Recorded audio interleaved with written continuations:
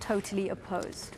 With more on this, I'm joined by Ray McGovern. He's a former CIA intelligence analyst and a former U.S. Army officer. He's live for us in Washington, D.C. It's great to have you with us on this news hour. So the White House say that more constraints may need to be put on their intelligence gathering. Certainly, as we heard there, Senate Intelligence Committee agrees. Empty words because they're under fire, or could we actually see some serious changes in the way in which the NSA work? Well, what's needed is adult supervision. Now, Dianne Feinstein is older than I am, and she's been head of the Overlook Committee, not the Oversight Committee. This will be all dusted over, covered over, if Dianne Feinstein has anything to do with it. What's afoot here, really, is a bunch of pre-gymnasium or pre-high school children getting a toy and with dangerous implications and no adult supervision. The technology is driving all this. There are only 300 million people in our country, and so, wow, there are lots more in Western Europe, so let's do it there. It is really what the Süddeutsche Zeitung said just a few days ago, ganz schön dumm.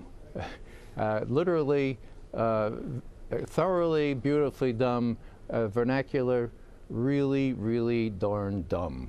Why did they do this? Because the technology allows it and nobody prevents it, least of all, Dianne Feinstein. All right, you don't have any faith in her, but Jay Carney was just speaking about an hour ago or so, and he did talk about the need to have constraints on intelligence gathering.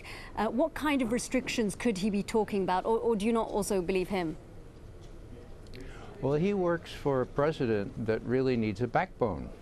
Now, it will be very, very interesting to see if the leaks out of NSA, which say that the president knew chapter and verse about all this. He knew about Angela Merkel's handy, that's what they call a cell phone there in Germany. He knew everything. Well, I don't know if he did.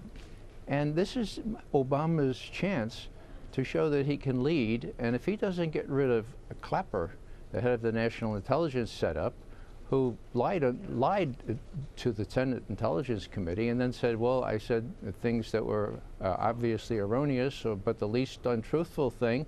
If he doesn't get rid of him, and if he doesn't put Alexander in his place, after having claimed Alexander, that 54 terrorists' plots had been thwarted by his dragnet surveillance, and then turns out maybe one, if he doesn't do this, then it shows that he's a captive of the national security apparatus, and that's really bad news. Okay, so a change in the top, in the leadership of the NSA, is that what you're saying will help? Because other people are talking about the need to change laws.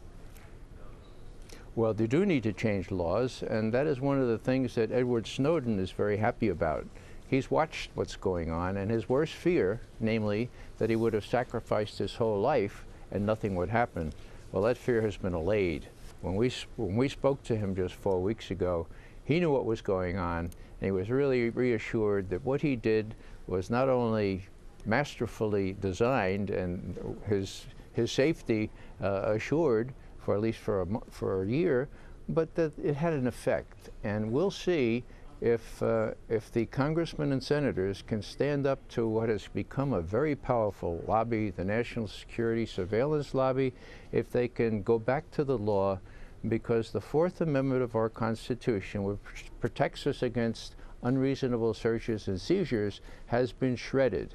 Just look at it, it's been shredded by these surveillance techniques. Okay, Ray McGovern, always a pleasure to speak with you. Thank you.